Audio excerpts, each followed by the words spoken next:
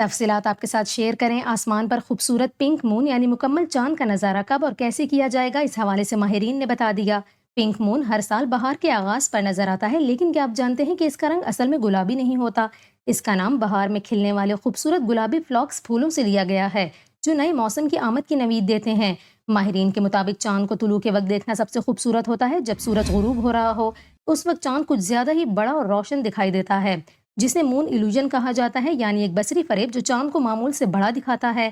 یہ مکمل چاند اپنے عروج پر 12 اپریل کو امریکی وقت کے مطابق رات 8:30 پر ہوگا، مگر پاکستان میں چاند 13 اپریل کی رات کراچی میں تقریباً 9:08 پر طلوع ہوگا اور پوری رات آسمان پر جگمگاتا رہے گا۔